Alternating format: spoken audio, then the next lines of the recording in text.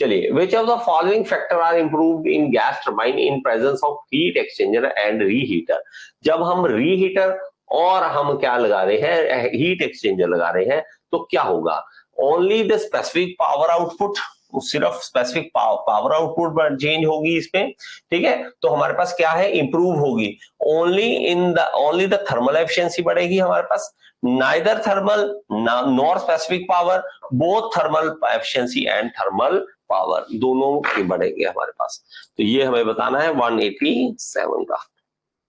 लीजिए बच्चे, हमारे पास ये आ गया।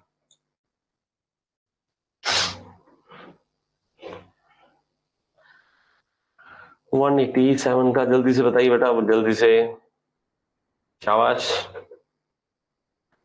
पढ़ाई में कमी है, कमी है। और आप में से कम बच्चों ने मुझे व्हाट्सएप पे भेजा है कि आपकी वॉल्स का मैं देखना चाहता हूं, आपने नोट्स कैसे बना के चिपकाए हुए हैं, मैं प्लीज मुझे भेजिए।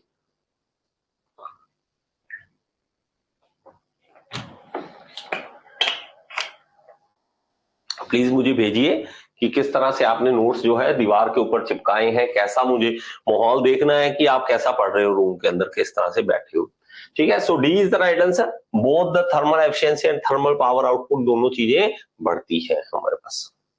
What is the maximum moisture content in a steam turbine exhaust? Steam turbine में से एग्जॉस्ट जब आता है तो हमारे पास मैक्सिमम मॉइस्चर कंटेंट कितना होगा, 188 का। इसका बताएंगे आप, लीजिए बेटा 15 second, you have 15 second only. Click कर दें जल्दी से इसके ऊपर। ये हमने पहले भी है ना, पहले भी करा है ये क्वेश्चन, पहले भी करा था ये क्वेश्चन, मुझे याद है इसके बारे में, एक बार आया है ये क्वेश्चन। देखो एसएससी के पेपर जो हैं वो बहुत ज्यादा मुश्किल नहीं है, अगर हमारी तैयारी सही है तो, तैयारी सही है तो।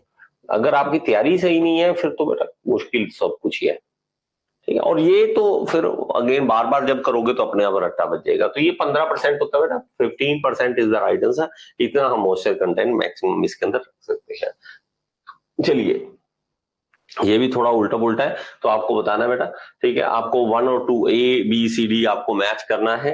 देखिए इसमें हमारे पास 2 यहां पे बनाता हूं बेटा, ये रहा 2 आइसोथर्मल एंड 2 एडियाबैटिक। 2 आइसोथर्मल हो और 2 एडियाबैटिक हो, वो कौन सी प्रोसेस होती है, ऑटो, जूल, कार्नोट या Stirling. 2 isothermal and 2 constant volume, ये कौन सी होती है, ऑटो, जूल, कार्नोट या Stirling. 2 adiabatic and 2 constant volume, ये कौन सी है हमारे पास, 2 एडियाबैटिक एंड 2 कांस्टेंट प्रेशर, तो ये कौन सी है हमारे पास। जल्दी से ABCD आपको राइट आंसर देना है। ये तो पक्का आप सही देंगे बेटा आंसर 189 का, ये आप सही देंगे आंसर। लीजिए बेटा 30 second, you have 30 second only.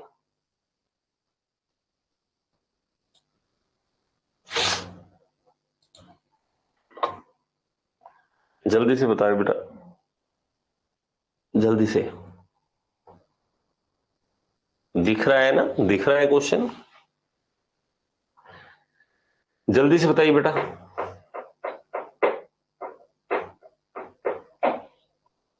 चलिए शाबाश। So A is the right answer, A is the right answer. मतलब हमारे पास देखिए 2 आइसोथर्मल एंड 2 एडियाबैटिक, 2 आइसोथर्मल और 2 एडियाबैटिक इसके अंदर होती है, कार्नोट के अंदर। और हम देखते हैं 2 आइसोथर्मल है और 2 कांस्टेंट वॉल्यूम है। आइसोथर्मल और कांस्टेंट वॉल्यूम दोनों होती है तो वो कौन सा होता है, स्टर्लिंग। वो कौन सा होता है, स्टर्लिंग। और 2 एडियाबैटिक है, 2 कांस्टेंट वॉल्यूम है, कांस्टेंट वॉल्यूम 2 हो जिसके अंदर, ठीक है। तो हमारे पास वो कौन सा होता है, हमारे पास देखिए जब देखते हैं ऑटो साइकिल के अंदर, उसके अंदर 2 कांस्टेंट वॉल्यूम आते हैं। और यहाँ पे देखते हैं 2 एडियाबैटिक और 2 कांस्टेंट प्रेशर वाली लाइन है, 2 प्रेशर कांस्टेंट है और 2 एडियाबैटिक है, तो वो जूल साइकिल होता है। So A is the right answer, A is the right answer, ठीक है बेटा, A is the right answer. शाबाश, आपका सही है। चलिए आगे। Centrifugal pump has a following specification, 0.15 meter diameter, 100 meter long pipe with a velocity of water 2.26 meter per second, and the frictional factor 0.015, what is the frictional head loss. ये हमारे पास देखिए जो जो चीजें गिवन है, अगर आप इनको लिख भी लोगे ना तभी तो भी आपको पता लग जाएगा कि इसका फॉर्मूला कौन सा लगाना है। अगर आपको ये देखिए हमारे पास क्या क्या दे रखा है, डायमीटर दे रखा है, तो डायमीटर कितना है हमारे पास 0.15 मीटर। लेंथ दे रखी है वो कितनी है 100 मीटर। और हमारे पास क्या दे रखा है, वेलोसिटी दे रखा है, वेलोसिटी कितना है 2.26 मीटर पर second. And the friction factor हमारे पास कितना दे रखा है, वो है 0.015। तो हमें फ्रिक्शनल हेड लॉस निकालना है, HF निकालना है।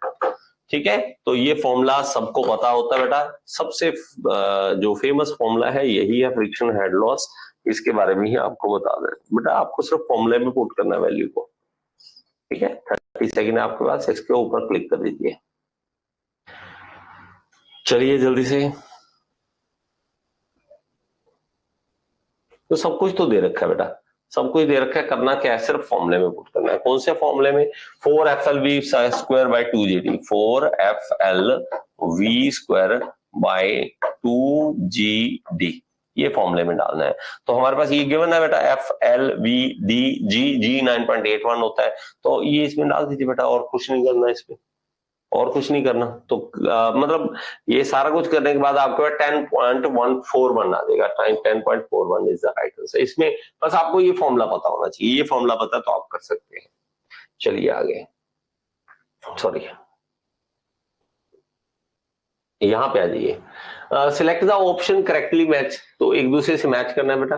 रोटेशनल फ्लो को इसमें से देखना है कि रोटेशनल फ्लो के किस क्या होता है, वॉर्टिसिटी एग्जिस्ट करती है, वॉर्टिसिटी जीरो होती है, inversely proportional to vorticity, the velocity is zero and the infinity inversely proportional to velocity, ये वेलोसिटी है। इरोटेशनल फ्लो के लिए इनके साथ मैच करना है, सिंगुलैरिटी के लिए करना है, स्ट्रीमलाइन स्पेसिंग के लिए करना है, तो इसे हमें जल्दी से मैच करके बताना है। 191 का 191 लीजिए बेटा, लीजिए। ठीक है, आपके सामने ऑप्शन है, इसको क्लिक कर दीजिए, इसके ऊपर क्लिक कर दीजिए। ये यहां से नीचे ऑप्शन दिख रहा है ना आपको, ये वाला ऑप्शन दिख रहा है नीचे, जो ऑप्शन है ये वाले बेटा, ये है पूरा क्वेश्चन, ये आपको मैच करना है, ये कर दीजिए बेटा,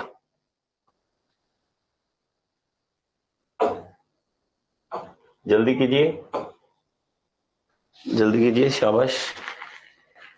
क्या आंसर है बेटा, क्लिक करो ना जल्दी से, क्लिक करो जल्दी से, क्लिक करो जल्दी से। ओके शाबाश, so B is the right answer बेटा, B is the right answer. इसमें क्या है बेटा, हमारे पास क्या होता है, रोटेशनल फ्लो जो होता है तो उसमें वोर्टिसिटी होती है, उसमें क्या होती है, वोर्टिसिटी होती है। इरोटेशनल फ्लो जो है वो उसमें वोर्टिसिटी इज जीरो, उससे इरोटेशनल, देखो रोटेशनल और इरोटेशनल दोनों में उल्टा है, बस दोनों में उल्टा चलना है हमें। और सिंगुलैरिटी का मतलब क्या है, उसके अंदर वेलोसिटी जीरो और इनफाइनाइट सिंगुलैरिटी होते हैं। ओके, और ये सिंगुलैरिटी वाला हमने पढ़ा नहीं है, लेकिन आप इसको एक बार याद करोगे तो आपको पता लग जाएगा। स्ट्रीमलाइन स्पेसिंग जो होती है इनवर्सली प्रोपोर्शनल टू वेलोसिटी होती है, तो इसको आपने इस तरह से पढ़ना है। ये टर्म्स जो है वो बहुत कम पढ़ी है हमने, सिंगुलैरिटी और स्ट्रीमलाइन स्पेसिंग वाली, इसलिए थोड़ा सा आपको कंफ्यूजन हो सकता है, बाकी ये वाले हमने पढ़ा हुआ है। इन दोनों को भी आप कर लोगे तो काफी हद तक आपका आंसर निकल आता होता है। चलो आगे चलते हैं बेटा, ठीक है ये तो हो चुका है, चलिए आगे। 192 specific volume of superheated steam at 1600 degree centigrade if the quality is 80%, VF इतना दे रखा है, VG इतना दे रखा है, तो ये आपको आंसर बताना है बेटा। ठीक है, ये क्वेश्चन हमने करा हुआ है ना, ये पहले कब किया था क्वेश्चन, ये मुझे लगता है कि डाउट में आपने किसी ने डाउट में पूछा था ये वाला क्वेश्चन, डाउट था ना किसी को इसमें से, इस क्वेश्चन में शायद डाउट था इसलिए आपने पूछा था। ठीक है, ये आपको ऑप्शन दे रहा हूं बेटा 192। तो ये क्या है, ये फ्लूइड काइनेमेटिक्स के टर्म्स है बेटा, सिंगुलैरिटी, ये टर्म ये हमें कभी भी इवन बीटेक में भी कभी सुना, ये होता है एमटेक में, मोस्टली एमटेक में आपको देखने को मिलता है। क्या करें, कुछ चीजें हैं वो हमारे सिलेबस से बाहर से भी आ जाती हैं, तो हमें कहीं ना कहीं कॉम्प्रोमाइज करना पड़ता है इसका। चलिए इसका राइट आंसर बता दीजिए बेटा। ये शायद किसी का डाउट था क्वेश्चन, इसलिए मुझे लगता है मैंने ये क्वेश्चन देखा कहीं पे, डाउट था आपका किसी का। चलिए सो इसका राइट आंसर क्या होगा, राइट आंसर क्या होगा? तो बेटा हमारे पास क्या है, हमें बताना क्या है, हमारे specific volume of super heated steam बतानी है एट 1600 डिग्री सेंटीग्रेड। तो सुपर हीटेड स्टीम है उसके बारे में हमें, मतलब उसकी फॉर्मूला में हमें बताना है। तो हमें करना क्या पड़ेगा, जल्दी से बता दीजिए, जल्दी से बता दीजिए।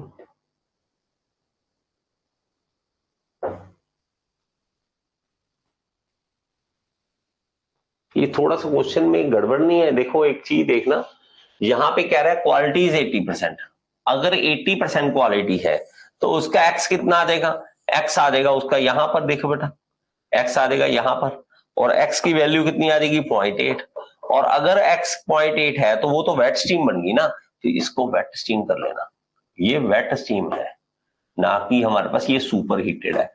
ये भी उल्टा पुल्टा कुछ भी लिख रहा है, क्योंकि 80% अगर दे रखा है तो वो तो वेट स्टीम बन गई ना, सुपर हीटेड तो होगी नहीं। तो हमारे पास V जब निकालेंगे तो वो कैसे निकलेगा, VF प्लस एक्स VFG, बस ये निकलेगा बेटा।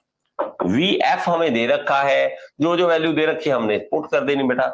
0.0011 VF है, X कितना है 0.8 है, 0.8 VFG कितना है, VG में से VF माइनस कर दो तो VFG आ जाएगा।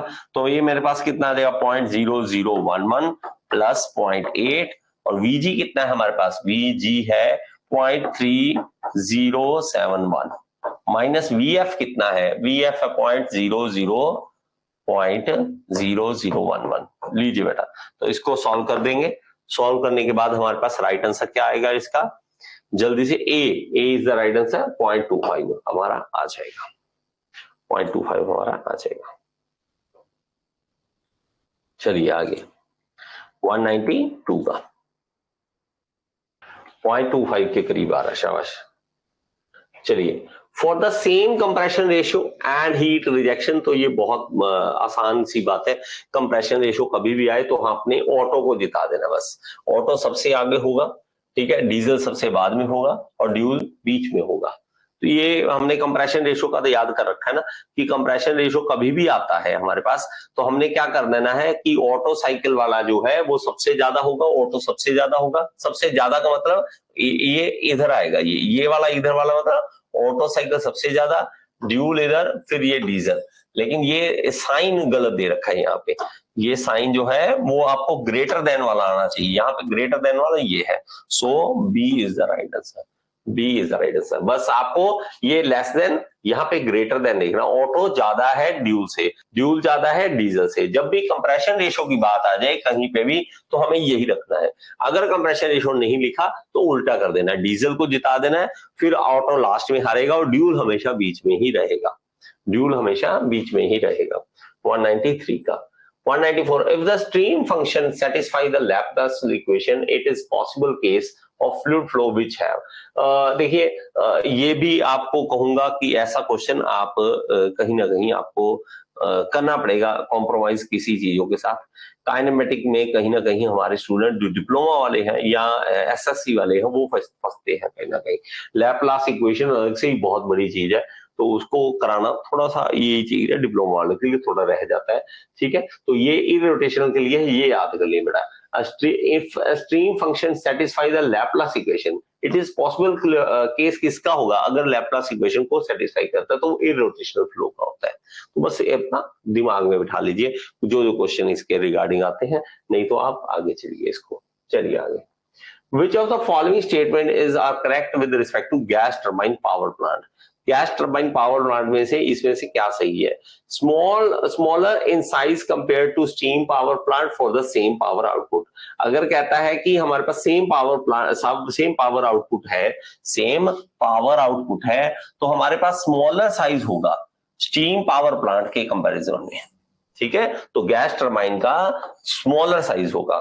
तो हमारे पास आगे क्या है, क्यू है, start slowly compare to steam power plant, slowly start करता है as compare to steam power plant, works on the principle of Rankine cycle, Rankine cycle पे ये काम करता है, good compatibility with solid fuel, solid fuel के साथ good compatibility है। तो इसमें हमारे पास क्या होगा, only statement P is correct, only statement S is correct, only P and Q correct, all statement are correct. तो इसका राइट आंसर जल्दी से बता दीजिए 195 का। लीजिए बेटा, ये रहा ऑप्शन आपके लिए, आपके लिए ऑप्शन है, जल्दी से इसके ऊपर क्लिक कीजिए 195 का। अरे क्या करूं आप सबका,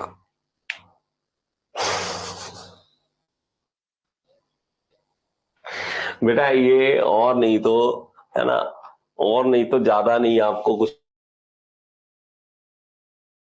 ना तो पता ही होगा कि कहाँ पे आ गया बेटा। रैंकाइन साइकिल गैस टरबाइन में कहाँ होता है, नहीं होता, ये तो होता ही नहीं ना, यही सोच लो अकेला। मतलब जिस बच्चे ने ये आंसर दिया है, इससे बड़ा मिस्टेक आप नहीं कर सकते। जिस बच्चे ने डी आंसर दिया है, तो बेटा डी आंसर कैसे देख सकते हैं आप खुद सोचो, रैंकाइन साइकिल पे तो काम ही नहीं करता ना बेटा, ये गैस टरबाइन ये कब काम करता है उसके ऊपर। तो ये स्टार्ट स्लोली, ये स्लोली स्टार्ट होता है, नहीं बेटा ये तो बहुत जल्दी स्टार्ट होता है गैस टरबाइन, ये बहुत जल्दी से स्टार्ट हो जाता है गैस टरबाइन। और सॉलिड फ्यूल तो हम यूज ही नहीं करते गैस टरबाइन में, गैस टरबाइन सॉलिड फ्यूल, कोयला थोड़ा ना डालते हैं गैस टरबाइन में। हम देखें तो हमारे पास मान लीजिए एरोप्लेन है, उसके अंदर हम कोयला थोड़ा ना डाल रहे हैं। तो सिर्फ सिर्फ यही फायदा है इसका, स्मॉलर साइज में हमारे पास मिल जाता है हमें as compare to steam power plant. Okay आगे चलिए, streamline in a flow is, streamline क्या होती है, tangent to the velocity vector at any instant, ये आपने बताना है 196 का। आपको ऑप्शन दे रहा हूं बेटा, लीजिए अपने राइट आंसर बता देना बेटा, जल्दी से बता दीजिए, स्ट्रीम लाइन 196 का। ठीक है, actual path followed by the fluid particle, tangent or to the acceleration velocity at any instant in time, locus of fluid particle that have earlier passed through the given point। ये मैंने आपको definition करवा रखी है, ये definition करवा रखी है आपको, ये स्ट्रीमलाइन की बात कर रहा है बेटा, streamline. So A is the right answer बेटा, tangent to the velocity vector at any instant in time। तो हमारे पास जब स्ट्रीमलाइन बनती है, उसका टेंजेंट जो बनता है, वहां पे हमें वेलोसिटी मिल जाती है, उसके ऊपर हमें वेलोसिटी मिल जाती है। The enthalpy at the beginning of the compression, at the beginning of the compression, and at the end of compression, at the end of condensation, तो तीन हमें बता रखा है, एंथैल्पी बिगिनिंग में कंप्रेशन के, एंड में कंप्रेशन पे, और एंड कंडेंसेशन के। 180, 200 और 90 दे रखी है। अगर हम इसका देखते हैं हमारे पास, मेरा बच्चा ये देखो, ये referee vapour compression refrigeration system है, तो इसमें हमारे पास इस तरह से होगा बेटा, इस तरह से होगा। ठीक है, इस तरह से डायग्राम बना लेंगे, और हमारे पास क्या क्या वैल्यू दे रखी है वो वैल्यूज हम यहाँ पे लिख लेते हैं। तो कहां पे enthalpy at the beginning of compression, यहाँ पे ये वाला, अगर हम इसको 1 2 3 4 ऐसे मान ले, तो H2 दे रखा है, H2 दे रखा है, H2 कितना है, H2 है 180 किलो जूल पर किलोग्राम। ठीक है, और हमारे पास एंड ऑफ कंप्रेशन H3 दे रखा है, वो है 200 किलो जूल पर किलोग्राम। और हमारे पास क्या दे रखा है, एंड ऑफ कंडेंसेशन H4 दे रखा है, H4 कितना है हमारे पास, H4 90 है, 90 किलो जूल पर किलोग्राम। तो हमें क्या बताना है, सीओपी बताना है बेटा, सीओपी बताना है। बड़ा सिंपल सा फॉर्मूला, ये पहले भी हमने करा हुआ है, इसलिए बहुत आसानी से आप कर लेंगे बेटा। ये सीएनजी वाला ऑटो से सर ऑप्शन मैच करेगा चलो 197 का, चलो सी डी ऑप्शन, इसके ऊपर क्लिक कर दे बेटा, जल्दी से बता दो इसका आंसर।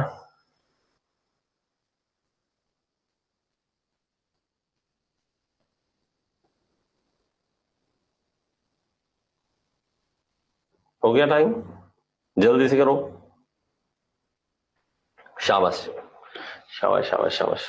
तो मेरा बच्चा एक चीज तो हमने ये ध्यान करनी है कि H1 और H4 दोनों बराबर है, H1 और H4 दोनों बराबर है, तो H1 भी 90 आएगा और ये भी हमारे पास H4 भी 90, क्योंकि ये हमारे पास सिंपल एक स्ट्रेट लाइन मिलती है हमें। यहाँ पे क्या होता है कि एंथैल्पी जो है वो कांस्टेंट रहती है, यहाँ पे एंथैल्पी चेंज नहीं होती है, ठीक है। एंथैल्पी हमारे पास दोनों तरफ से यहाँ पे सेम रहती है।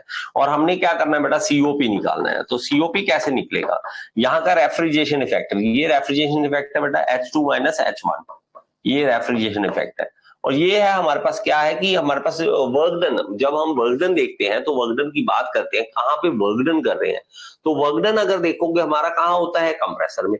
कंप्रेसर कहां पे है, यही है तो है कंप्रेसर, तो H3 माइनस H2, बस ये रहा बेटा। 2 माइनस 1 कर दीजिए, 2 माइनस 1 करेंगे तो हमारे पास 2 कहाँ है, ये 2 कहाँ था मेरा बच्चा, ये रहा H2, H2 की वैल्यू 180, 1 की वैल्यू 1, H1 वो है 90, और H3 की वैल्यू है हमारे पास 200, और H2 की वैल्यू अगेन H2 हमारे पास कितना है 180, लीजिए मेरे बच्चा, तो इससे हो जाएगा 90/20, ठीक है। 4.5 is the right answer, 4.5 is the right answer. बात समझ आ गई, 4.5 क्यों आया, इसलिए हमारे पास ये आंसर हो सकता है। चलिए आगे, number of links in the number L and the number of joint J for single degree of freedom kinematic chain with the only lower pair joint is related by the expression। तो ये कौन सा हम formula इसमें से बनाएंगे, जल्दी से बता दीजिए। Single degree of freedom kinematic chain के लिए ये फॉर्मूला हम लगाते होते हैं बेटा, 198 का, और ABCD, इसके ऊपर क्लिक कर दीजिए बेटा, 198 का, 198 का। तो ग्रबलर्स इक्वेशन है बेटा, ग्रबलर्स इक्वेशन है। सर ये सब सेट में हीट ट्रांसफर के क्वेश्चन क्यों क्वेश्चन आते ही नहीं। हाँ मेरा बच्चा देखिए, बहुत कम मिलते हैं, कहीं भी मिलते हैं तो 4-5 क्वेश्चन मिलते हैं हीट ट्रांसफर के, इन एसएससी वालों में, एसएससी की बात कर रहा हूँ, ठीक है। तो मुझे नहीं पता क्यों ऐसा करते हैं, क्या रीजन है, मुझे आज तक नहीं समझ आया। एसएससी मैं अगर चाहूंगा ना, मतलब मैं कहूंगा अगर देखा जाए तो तैयारी तो हमें सारे सब्जेक्ट की करनी चाहिए, क्योंकि लेकिन प्रॉब्लम क्या आती है कि अगर तो आप एसएससी का पेपर देने वाले हो कि 1 महीना रह गया, फिर उन्हीं सब्जेक्ट के ऊपर फोकस करो जो एसएससी ज्यादा पूछती है, ठीक है, जो ज्यादा पूछती है। लेकिन वैसे ही अगर आप बात करोगे तो वैसे तो आपको हीट ट्रांसफर भी, आपको जो मशीन डिजाइन हो गया, प्रोडक्शन टेक्नोलॉजी हो गया, मटेरियल साइंस हो गया, इसको भी पढ़ना है, इंडस्ट्रियल इंजीनियरिंग, ये सारे पढ़ने हैं, ठीक है। लेकिन अगर आपका कोई एग्जाम पास आ रहा है, जैसे रेलवे का आ गया, मान लो रेलवे का, तो हमें पता है कि प्रोडक्शन पे ज्यादा क्वेश्चन पूछते हैं तो हम प्रोडक्शन के ज्यादा पढ़ लेंगे। लेकिन ये कोई बात सही नहीं है कि ये बात कोई ऐसी बड़ी मतलब अच्छी नहीं है कि हमें पहले ही बता दिया जाए कि इसमें से क्वेश्चन आएगा। वैसे देखा जाए तो हमें कहीं से भी आ सकता है ना बेटा, कहीं से भी आना चाहिए, लेकिन पता नहीं आज तक मुझे ये नहीं समझ आया कैसे ये करते हैं कैसे नहीं। जैसे मान लीजिए अगर थर्मोडायनेमिक्स में पिछली बार से क्वेश्चन आया है, पिछली बार जो था वो आया था, क्वेश्चन आया था थर्मो से, तो दोबारा फिर थर्मो से कैसे पूछ लेते हैं, मुझे ये नहीं समझ आता। मुझे ये चीज नहीं, मुझे मेरे पल्ले नहीं पड़ती कि ये क्या करते हैं। चलिए कोई बात नहीं, ठीक है। तो इसलिए बेटा मैं कुछ नहीं कह सकता हीट ट्रांसफर में देखिए आ रहे हैं नहीं आ रहे हैं, तो हमें तो बेटा वो करवाना है जो हमें करवाना है यहाँ पे। चलिए बेटा ठीक है, आगे चले। चलिए सो इसका राइट आंसर कहाँ है, ए कहाँ लिख रहे हो बेटा, AB, नहीं मेरे बच्चे, नहीं नहीं नहीं नहीं, चलो so D is the right answer बेटा। तो हमारे पास क्या है, 198 के अंदर हम जब देखते हैं तो जे जो है हमारे पास 1.5L-2 के बराबर होता है, तो हमारे पास वो जे के बराबर होता है। इसका रीजन देख लीजिए बेटा, एफ जो है हम जो फॉर्मूला लगाते हैं बेटा, डिग्री ऑफ फ्रीडम वाला फॉर्मूला लगाते हैं, तो वो क्या होता है 3L-1, ठीक है, -2J-H, तो हमारे पास ये फॉर्मूला रखा है। अब डिग्री ऑफ फ्रीडम 1 है और हायर पेयर इसके अंदर नहीं है, तो हम क्या करेंगे, डिग्री ऑफ फ्रीडम 1 ले लेंगे और हायर पेयर को 0 कर देंगे। ये क्योंकि दे रखा है इसके अंदर, हम नहीं कर रहे हैं, ये सब कुछ दे रखा है इसके अंदर, हम तो वैसे का वैसे पुट कर रहे हैं बस वैल्यू। तो हमारे पास क्या है मेरे बच्चा, अगर मैं देखूं तो इसको 1 और ये 3l minus 1 minus 2j minus h मतलब 0, तो ये तो 0 ही हो गया हमारे पास। तो ये क्या आ जाएगा बेटा, 1 3l माइनस 3, ये माइनस 3 हो जाएगा, माइनस 2j हो जाएगा। ओके, और j हमारे पास जो फाइनली रह जाएगा वो एक साइड ले लीजिए बेटा, 2j इधर ले आएंगे बेटा, 1 plus 2j 3l minus 3, okay, ये 1 माइनस इधर ले देंगे, 2j 3l माइनस 3 माइनस 1, तो ये आ जाएगा 3l माइनस ये 1 वाला जो आ जाएगा बेटा, एक मिनट, माइनस की वैल्यू, माइनस का वैल्यू का बनेगा हमारे पास 4 बन जाएगा, ठीक है, तो ये माइनस 4 बन जाएगा, ठीक है, माइनस 4, तो ये बनेगा 2j और ये नीचे आ जाएगा j 3l minus 4 divided by 2, ये आ जाएगा बेटा, और इसको नीचे कर लूं बेटा, हाँ, तो यह देखेंगे बेटा 3l बाय ये आ जाएगा 1.5l और ये आ जाएगा माइनस 2, ये आ जाएगा बेटा, इसलिए ये आ जाएगा।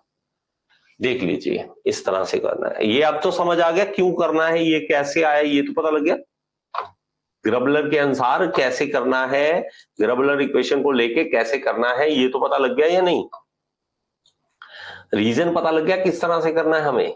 आगे चलें, चलो रीजन हमें बताना चाहिए कि डिग्री ऑफ फ्रीडम 1 दे रखा है, हायर पेयर हमने 0 दे रखा है, तो हमने वैल्यू पुट कर दी, हमारे पास आंसर आ गया। ये तो वही बात है ना कि हमने सॉल्व किया है, लेकिन अगली बार जब आएगा तो आपको वैसे ही याद हो जाएगा कि ये आंसर है। ये फायदा मिलता है बार बार प्रैक्टिस का, लेकिन आप तो करके जरूर देखो एक बार। What is the minimum valley angle of an ash hopper used in a dry electrostatic precipitator? तो ये भी रटा क्वेश्चन है बेटा, इसमें आप देखोगे तो इलेक्ट्रोस्टैटिक प्रेसिपिटेटर में ऐसे एंगल बना होता है, नीचे हॉपर का एंगल बना होता है, ये एंगल कितना होना चाहिए, तो ये एंगल होता है बेटा 55 डिग्री, इसको याद कर लीजिए, ये 55 डिग्री का होता है। इलेक्ट्रोस्टैटिक प्रेसिपिटेटर मैंने करवा रखा है, उसमें जरूर आप देख ले। Okay, which of the following is determined by deploying multiple gauge glasses in the boiler. तो हमें गेज ग्लासेस गेज लगाते हैं उसके बॉयलर के ऊपर, उसके कारण क्या पता लग जाता है, लेवल, वेलोसिटी, प्रेशर या फ्लो, तो उसके कारण हम लेवल पता करते हैं बेटा, क्या लेवल है उसका वो हम पता करते हैं। चलिए ठीक है, चलिए okay, and thank you so much जिन्होंने भी टीचर डे विश कर दिया, जिन्होंने नहीं किया कोई बात नहीं, थैंक यू। और इसी तरह चलता रहे तो अच्छी बात है। हमारा इंडिया जो है वो अगर तरक्की करना चाहता है, अगर आप किसी लेवल पे पहुंचते हो, किसी भी लेवल पे आप पहुंचते हो, तो टीचर को अगर आप सपोर्ट करोगे, हमारे देश के सबसे बड़ी दुविधा यही है, टीचर को सपोर्ट नहीं किया जाता। टीचर की दुविधा बहुत बड़ी है। अगर आप गवर्नमेंट जॉब पे हो टीचर, एज ए टीचर, फिर तो चलो आपको सैलरी भी अच्छी मिलेगी, है ना, सब कुछ है। लेकिन अगर आप कहीं प्राइवेट पे लगे हो, और ये हाल है कि एमटेक कर रखी है, और मतलब टीचरों ने, मैं देखा हाल टीचरों का, तो एमटेक कर रखी है, मास्टर डिग्री करके पीएचडी कर रहे हैं, और वो आम से कॉलेज में लगते हैं, तो उनको मिलता क्या है, 10 से 15 हजार मिलता है। तो हमारी दुनिया का जो हाल है, इंडिया का जो हाल है, अगर कहीं सुधारना चाहते हो तो टीचर को सपोर्ट करो। अगर आप किसी लेवल पे पहुंचते हो, किसी टाइम, किसी भी जिंदगी के मोड़ पे आप किसी ऐसे लेवल पे पहुंचते हो जहां पे आप किसी टीचर को सपोर्ट कर सको, तो कर देना। टीचर अगर अच्छे होंगे तो अपना आप इंडिया अच्छा होता है, ठीक है, अपने आप अच्छा हो जाता है। दो देश तब बनता है जब टीचर अच्छे बन जाए, टीचर हो तो बच्चे अपने आप अच्छे बन जाते हैं, बच्चे अच्छे बन गए तो भाई देश अच्छा बन गया, सब कुछ अच्छा बन जाता है। हमारे हाथ में बहुत बड़ी चीज होती है, हमारा देश का भविष्य टीचरों के हाथ होता है। लेकिन वही बात, क्या करें, टीचर भी बहुत अलग अलग तरह के बैठे हैं, किसी का पढ़ाने का दिल करता है, किसी का करता ही नहीं है। चलो ठीक है, थैंक यू सो मच, और कल दोबारा मिलते हैं, कल नेक्स्ट करते हैं।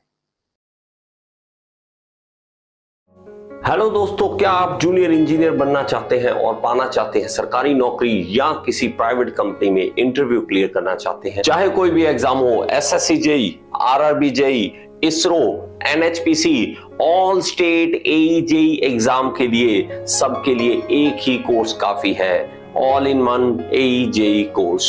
इस कोर्स में आपको मिलेंगी live classes, recordings, PDF notes, test जो आपको हेल्प करेंगे आपके एग्जाम को क्लियर करने में। इसके अलावा आपको जो भी डाउट्स है आप मेरे से डायरेक्टली पूछ सकते हैं। तो देर ना करें, आज ही ज्वाइन करें all in one AE JEE course को।